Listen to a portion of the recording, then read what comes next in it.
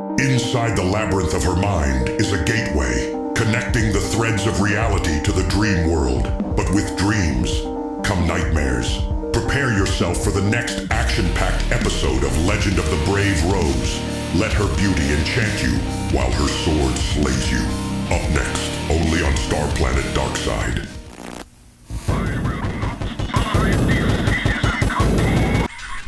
Hey Trini, what's up? You're an asshole. Whoa! What the hell did I do? You know what you did. No, I don't actually, Trini. I can't believe you made me do that. Wow, way to make me sound like Andrew Tate. Listen, whatever you did in front of that webcam that's all on you, Trini. That's got nothing to do with me. Dude, stop being a tool. Oh good, so you got that reference. I expected that to crash and burn. I just wanted my show to be a normal show. Just hang out and talk manga, but no. Trini, a show about manga from the dark web is far from being normal, darling. Especially one that is neo-trash adjacent. No, that's a normal YouTube show with a unique twist. But just like everything, you had to inject rookieism into it. Are you still angry about that? You made me do a manga about anthropomorphic sperm. Yeah, I did. Well, I don't appreciate it. I just wanted to have a normal show, and like everything, you just had to ruin it. Okay, now you're making me sound like Logan Paul. You let Arius have a normal show. Yeah, he kind of just does that on his own. So it's okay for him, but not for me. Trini, no one is really watching your show, okay? We kind of have this format here now. What format? You know, like witty banter, some back and forth. Witty banter? Like what? You know, like this. This is not witty banter. Well, not right now, but in other episodes, it has been. Is that why you bag out Harry Potter? To trigger witty banter? Trini, please don't speak that name here, and no. That's not witty banter. That's 100% spitting facts, okay? Oh, it's fact, is it? But let's just take a look at your show. Okay.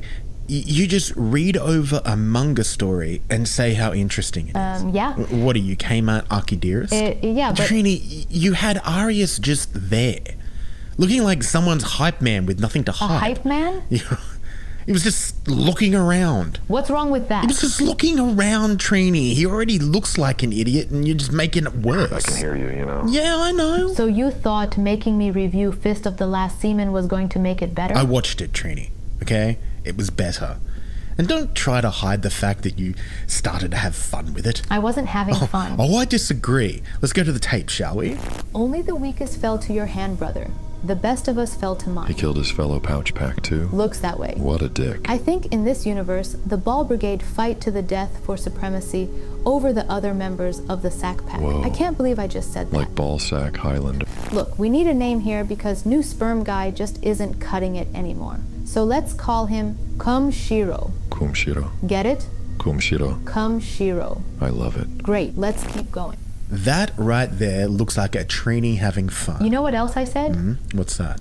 I hate you and I hate your face. That's not witty banter, that's 100% spitting facts. Jeez, calm down, Trini.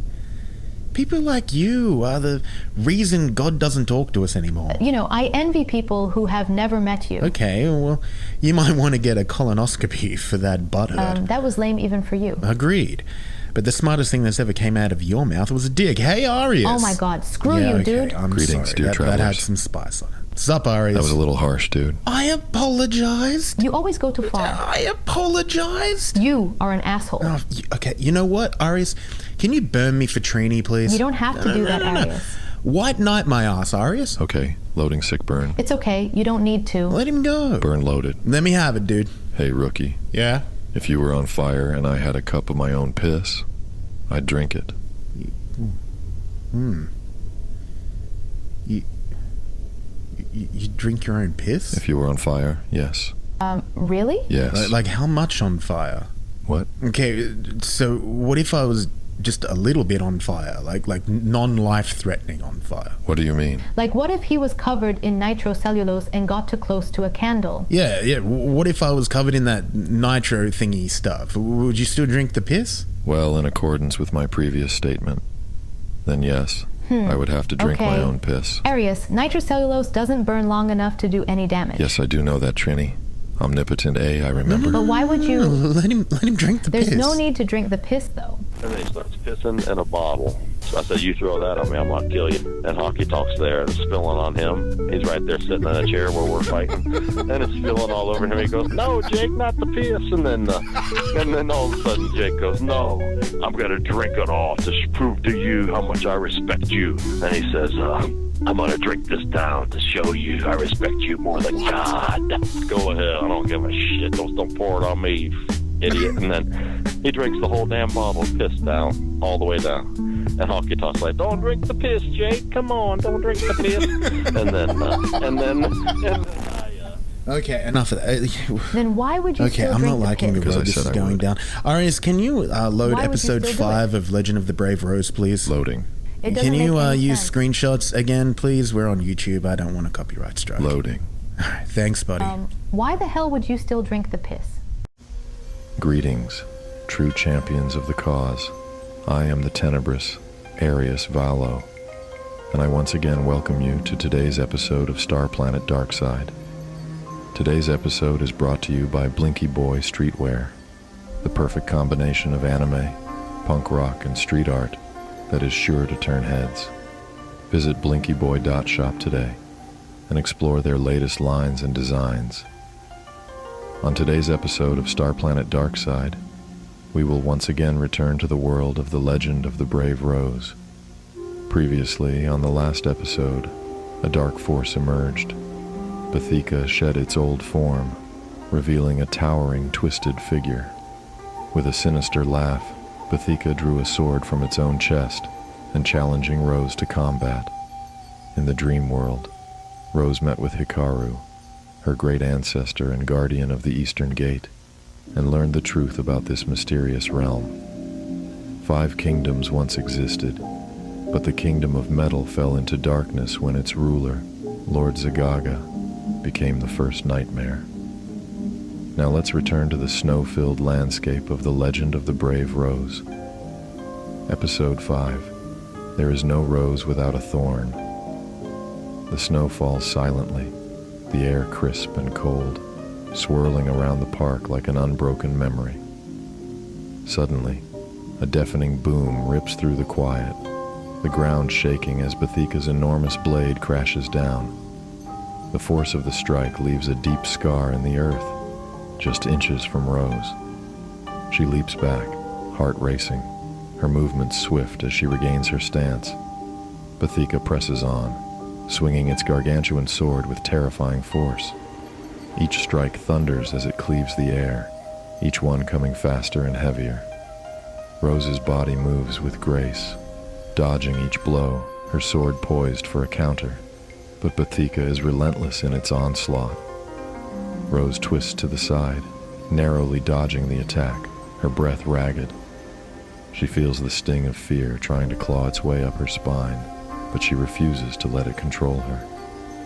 With a calculated flick of her wrist, Rose strikes back, her blade cutting through the air, but Bethika's strength overpowers her. Before she can land a hit, a monstrous arm swats her aside, sending her crashing into the snow. Her body slams against the frozen ground, and for a moment, the world goes silent. The world fades to stillness.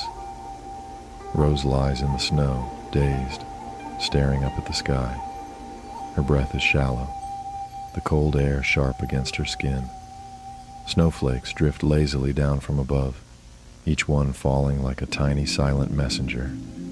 In the quiet, her heartbeat is the loudest sound she hears. Her vision swims, and the weight of the moment settles on her like a thick fog. The thudding of heavy footsteps breaks through the silence, each one growing closer, dragging her from her daze. But it feels like she's trapped, suspended in the frozen world around her. A low, menacing laugh cuts through the fog, filling her ears with a chilling echo. Bethika.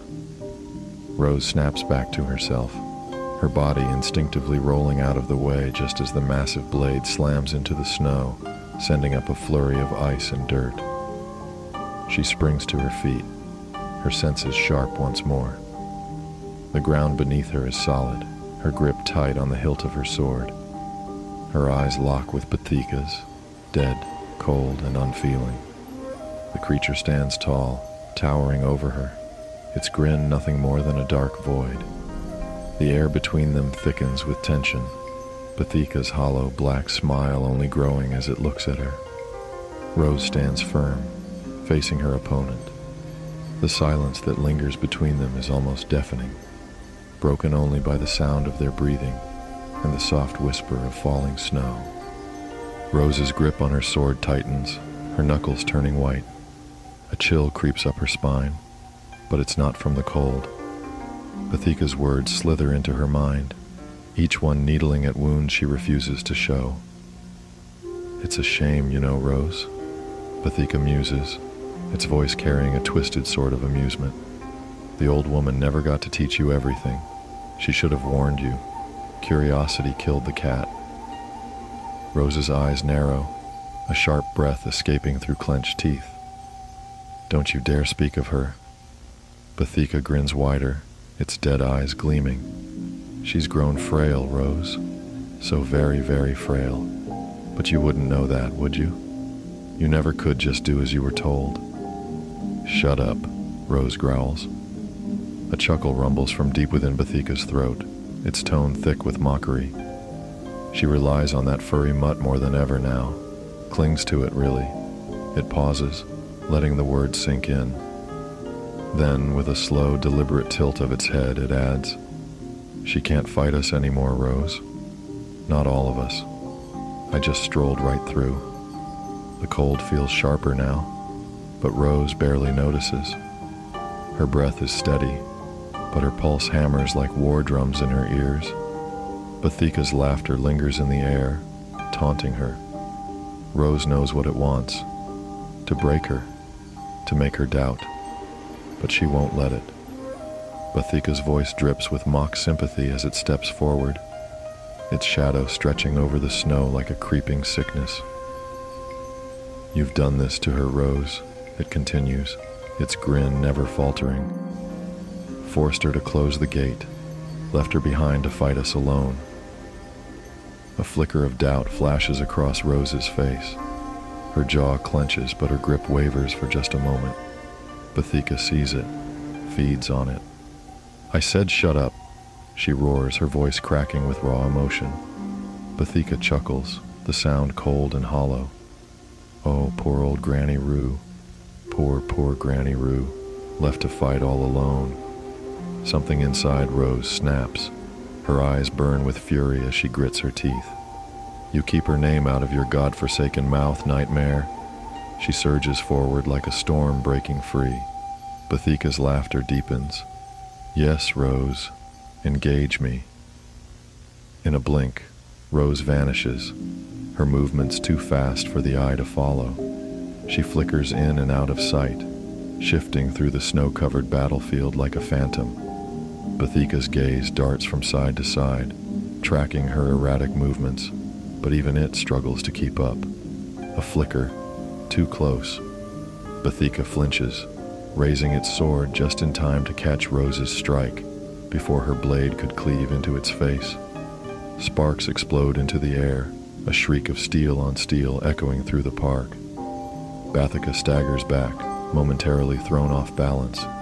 Then, nothing. Rose is gone. The nightmare stiffens, senses sharpening. A sound, murmured words, whispers from behind. Bathika whirls around just in time to see Rose, standing firm, her hands moving in precise gestures. A white glow pulses in front of her, energy swirling into a crackling sphere of light. Bathika's grin falters. Rose's voice cuts through the air, the final word of her incantation ringing with power. The sphere erupts. A blinding beam of light explodes forward, roaring toward Bathika with the force of a storm. And with that, true champions of the cause, let's take a break. We'll be back after these messages. You are watching StarPlanet Darkside. So what do you think so far, Trini? What? You don't like it? What? The episode. You don't like it? Oh no, it's great. I just can't get over it. Over what? Jake the Snake Roberts drank his own pee. Oh. Yeah, apparently. Wow, I mean, What? Dude, how does it feel to know one of your childhood idols drank a bottle of his own pee in front of an Elvis? Well, I'm not gonna lie to you, Trini. Young me is confused and disgusted. Yeah. But the old me, after all this time of life, well, he finds it freaking hilarious. I mean, it's not going to change the fact that if anyone ever tries to DDT me, that I'm not going to sell it. I mean, this is Jake the Snake's freaking finishing move. I mean, you got to sell that. But, crack is a hell of a drug. Who has ever tried to DDT you? You'd be surprised, Trini.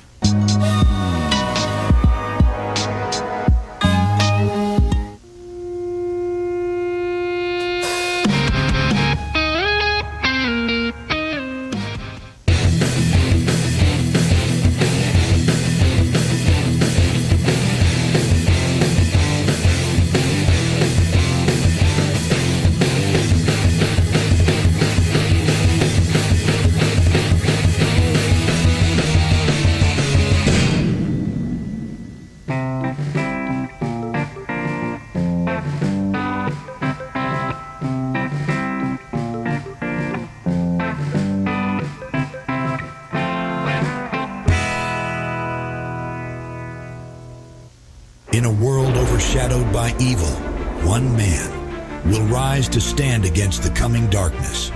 From the visionary mind of J.R.R. Tolkien comes a tale of magic and destiny like you've never seen before. As Sauron's shadow grows, so does their legend. This winter, The Lord of the Rings, The Fellowship of the Ring, be prepared for the cinematic event of the year, only in theaters.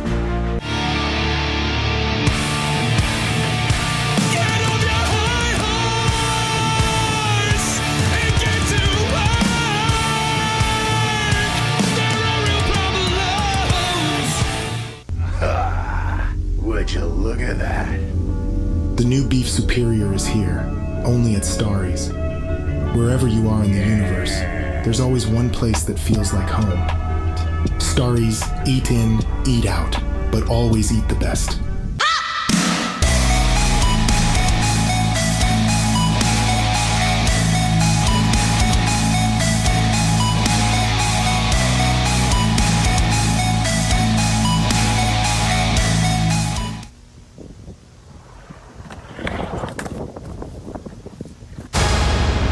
Greetings, true champions of the cause. We hope you're enjoying your stay here on Star Planet. Please allow me to take this opportunity to introduce you to Star Planet Music, a continuously expanding portfolio of musical works that spans an impressive array of genres. Star Planet Music, the future of the underground. Visit starplanetmusic.com today.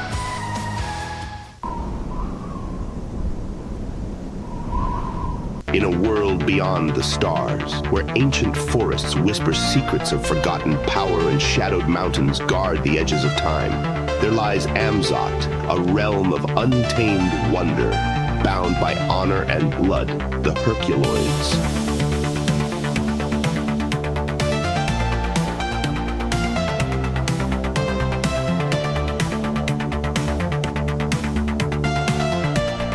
The Herculoids.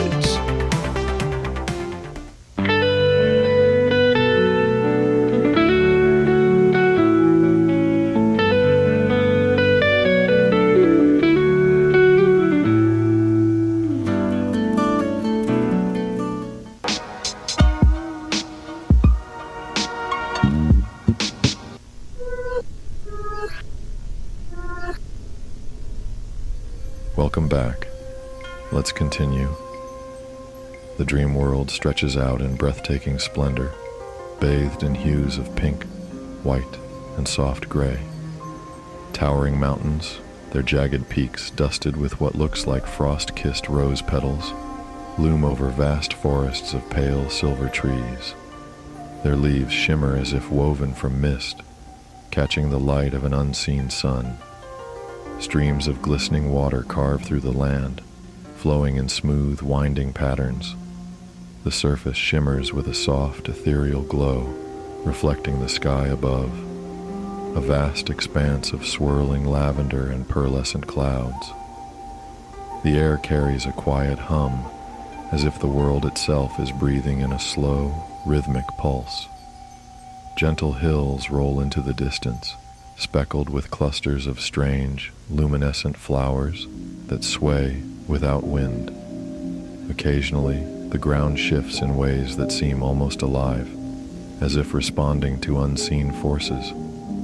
A serene silence lingers over it all, broken only by the distant whisper of water rushing over stone and the occasional rustling of unseen creatures in the enchanted woodlands. Despite its beauty, there is an eerie quality to it, as if the land remembers every dream that has ever passed through it. The scene settles on an ancient temple, its wooden beams weathered by time, yet standing with quiet dignity. A gentle wind moves through the trees, rustling delicate petals that drift to the ground. Birds call out from the branches, their songs blending with the whisper of the breeze. As the view lingers, voices emerge over the tranquil setting. "All right, Rose, today is your first day of training." Hikaru's voice carries warmth and reassurance. "Okay," Rose replies, though her tone wavers slightly. Hikaru picks up on it immediately. "What's on your mind, sweetheart?" Rose offers a small, uncertain smile. "I won't lie. I'm a little nervous." A soft chuckle from Hikaru. "That's natural, dear. We'll ease into it." The scene shifts to the quiet interior of an ancient dojo. Wooden floors polished by generations of training reflect the soft glow of lantern light. Rose kneels in the center, hands resting on her lap, eyes flickering with anticipation. Hikaru stands before her, calm and composed, hands slowly rising. A shimmering energy gathers between her palms, pulsing like a heartbeat. With a sudden flash, the light condenses into a solid shape, an elegant sword, its sheath a deep crimson, the color of the royal house. Hikaru cradles the weapon in her hands before speaking. "This is a katana," she begins, "a weapon of precision, balance, and skill. It is known for its curved blade, sharp edge, and the way it becomes an extension of its wielder." Rose watches, captivated, as Hikaru gently rests a hand on the sheath. The guard, or tsuba, separates the blade from the handle, designed for both protection and grip. The long hilt allows for two-handed control, giving the wielder the ability to strike with strength and finesse. As Rose listens, her initial nervousness fades, replaced by quiet fascination. Hikaru's fingers rest lightly on the sheath as she continues. "The saya," she explains, "is the sheath that houses the blade. Made of wood and coated in lacquer, it shields the metal from rust and damage. But its purpose is more than just protection. It allows the wielder to draw the blade swiftly when the moment demands it." With a smooth motion, she pulls the sword from its sheath. The steel catches the light, revealing a razor-sharp edge.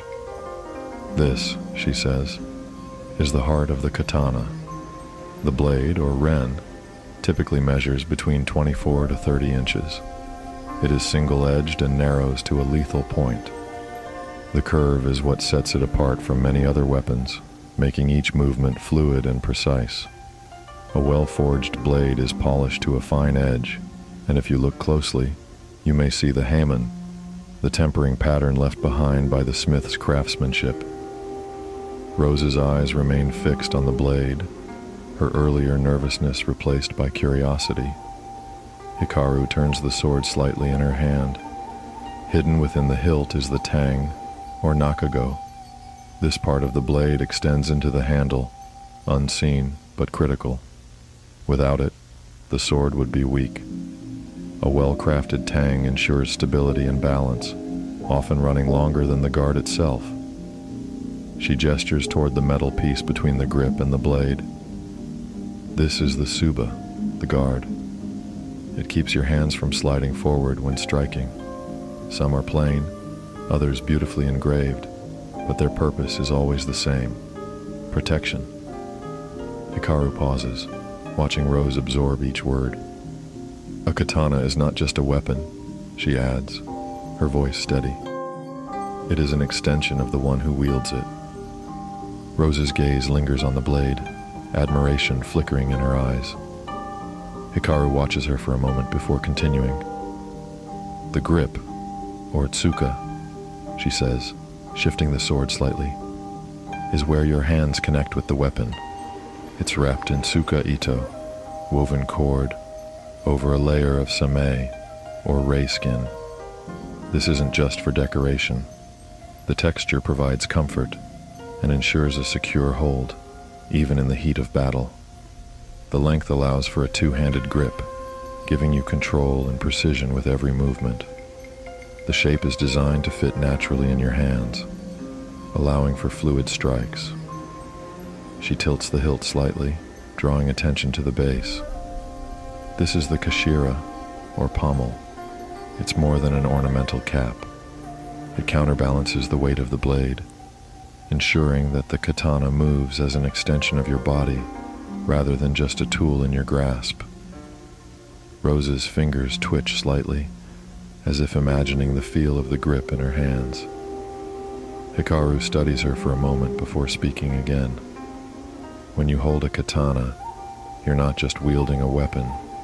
It is a tool of precision, one that demands discipline. The curve of the blade isn't just for appearance. It allows for clean, efficient cuts, each stroke designed to flow seamlessly into the next. The two-handed grip is key. It grants control, stability, and the ability to strike with both strength and accuracy. She steps forward, lowering the blade slightly. But the katana is more than just steel and edge. To use it well, you must understand it. Feel the balance, know the weight, learn how it moves and how to move with it. Mastering the katana is not about brute force. It is about control, intention, and precision. Rose swallows, her eyes locked on the sword. The weight of Hikaru's words settles over her. This is not just training. It is the beginning of something far greater. Hikaru extends the sword toward Rose, her expression calm yet expectant. "Take the sword, Rose," she says. Rose blinks, hesitation flickering across her face. "What, like, right now?" Her fingers twitch slightly, unsure. "Yes, dear," Hikaru replies, her tone gentle but firm. "Oh, okay." Rose exhales sharply before reaching out, her hands closing around the hilt. The weight surprises her, not too heavy, but solid, real. She lifts it slightly, the polished steel catching the light. Her reflection stares back at her from the blade, eyes wide with something between awe and uncertainty. She glances up at her grandmother. "So, what now?" Hikaru's lips curve into a knowing smile. "Now, you learn posture and grip." Rose shifts her stance, studying the weapon in her hands. "Granny Roo?" she asks, her voice softer now. "Yes, sweetheart," Hikaru responds, watching her with warmth. Rose glances up, a playful glint in her eyes. "I feel like I'm about to have a training montage." A beat of silence passes. Hikaru blinks, her head tilting slightly. What?" "A training montage," Rose repeats, amused by the puzzled look on her grandmother's face. Hikaru's brows furrow. "What is a training montage, darling?" she asks, genuinely baffled. And then, And then what? well, it turns into a training montage. Yeah, so? Do we have to watch the training montage? Why don't you want to watch She, the like, training montage? Swings the sword and does push-ups and stuff. You have completely taken me out of the story, you idiot. It's kind of boring. Fine, Arius, let's skip the training Okay, montage. cool. Let's continue. Years have passed, and Rose's training has become more rigorous. The scene settles on a quiet forest clearing where she sits cross-legged, eyes closed in deep concentration. Her palms are held up, facing the sky, glowing with an ethereal white energy that flickers like the first light of dawn. The forest is still, save for the soft whispers of the wind through the leaves. "Okay, good, Rose." Now project that energy. Hikaru's voice cuts through the calm but encouraging. She stands nearby, her eyes focused on Rose's effort. Beside her stands Shinzai, the large creature with glowing eyes, watching attentively. Rose's face twitches with strain as she tries to control the energy building in her palms. Think about a ball of energy, Rose, Hikaru instructs, her voice steady. Think of it gathering, growing, becoming something solid. Rose's breath deepens as she concentrates harder. Her fingers twitch, the energy swirling and crackling like lightning in a storm. Slowly, a small orb begins to form in front of her, tiny at first, but it pulses with a raw, crackling light. That's it, Rose. You're doing it, Hikaru says with a growing smile. The ball of light grows larger in front of her, its power crackling audibly. Rose's eyes narrow in focus as she slowly whispers an incantation under her breath, her hands trembling with the effort. Now, release it, Rose, Hikaru says, her tone filled with anticipation. Rose's eyes snap open. She exhales sharply as a brilliant beam bursts forth from the ball of light, cutting through the air like a comet. For a moment, Rose smiles, watching the energy shoot forward. But the beam quickly fizzles out, the crackling light sputtering into nothingness. The ball bursts apart, dissipating in a cloud of glowing embers that vanish into the air. Rose's smile fades, replaced by disappointment. She stares at her empty hands. Hikaru's voice remains warm and kind, never wavering. Never mind, Rose. You'll get it. You did well. I don't get it. Rose's voice trembles with frustration. I can form a sword, a new outfit, everything else. But I can't use the light as a weapon. Granny Roo, I'll never be able to do this. Her eyes fill with doubt as she looks at her grandmother. Hikaru steps forward, her expression soft, yet wise. She places a gentle hand on Rose's shoulder, the gesture full of meaning. Rose, my dear, she says, her voice calm but firm. You will never get it if you stop now. You will never know your true potential until you push through the struggles. Every failure is just a step toward success. Just because something doesn't happen right away doesn't mean it won't. You have strength inside you, Rose. Never doubt that. You've come so far. The light will come in time. Trust yourself. Rose's shoulders slump, but she exhales slowly, a sigh full of frustration, yet acceptance. You're right, she mutters, her voice quiet but grateful for the reassurance. Hikaru smiles warmly. Keep trying, dear. I'll go start lunch and feed Shinzai. She turns to the large creature beside her, and Shinzai's ears prick up at the mention of food.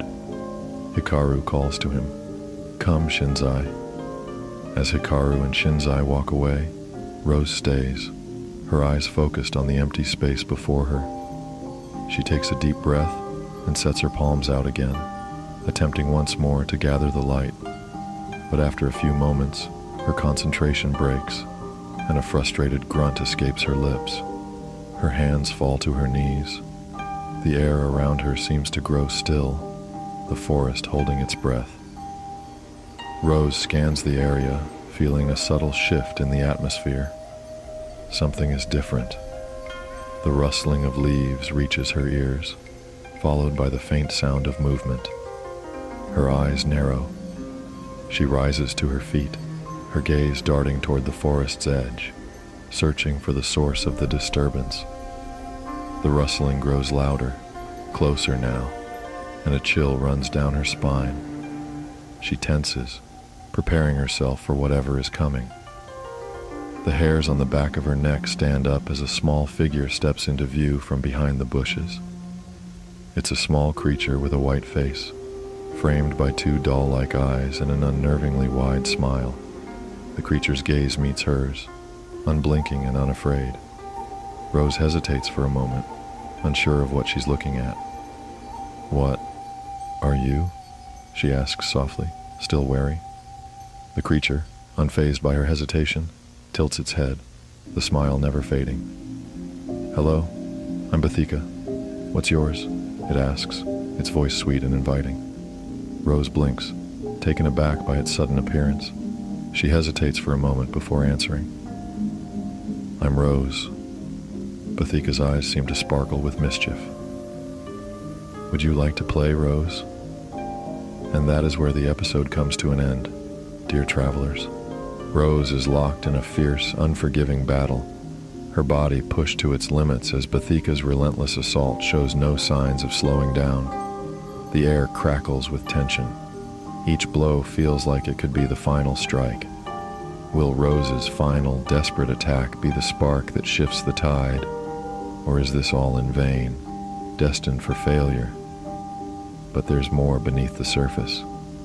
What secrets lie buried between Rose and Bathika, forged in the fires of their childhood? Was there ever a bond of friendship? Or was it all a web of deceit? As the stakes reach a boiling point, the question remains: can Rose overcome the odds and rise victorious, ushering in the dawn of a new era? Or will the very fabric of reality begin to tear, sending the world into an abyss of darkness?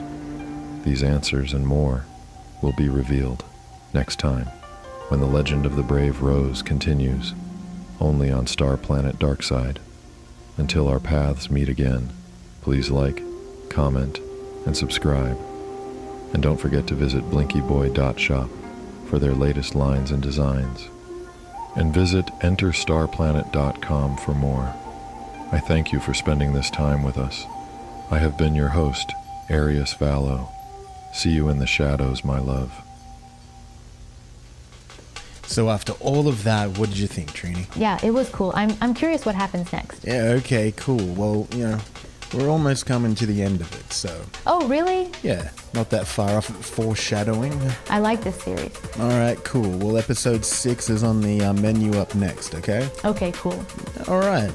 Well, time to wrap it all up in true champion of the cause fashion. Alright guys, so I apologize, this has been a little bit long coming. I had some really bad eye strain, so I sort of missed last month, but you did get Nukem Rico, and some of you guys seem to enjoy that. They got quite a few subscribers. So that might be replacing something in the future. So yeah, hopefully you enjoyed that and you come back. Those of you who watched that, hopefully you watch this and you see what this channel is actually about, and that those other things are just the secondary shows. No offense, Trini, but that's what the Manga Subterranea is. It's what? So if you've enjoyed this and you're such new an here, asshole, please dude. hit that subscribe button, and that would be awesome. No, don't do that. He's an Please let asshole. me know in the comments what you think, because that comment always and let helps him me know out. how much of an asshole he is. And yeah. Dude, shut up. What? Just finish the show already. Until next time, stay punk, and if you're not punk, become punk and then stay that way. So next time I see you, I know you've stayed awesome. Good night, true champions of the cause. Bye, everyone.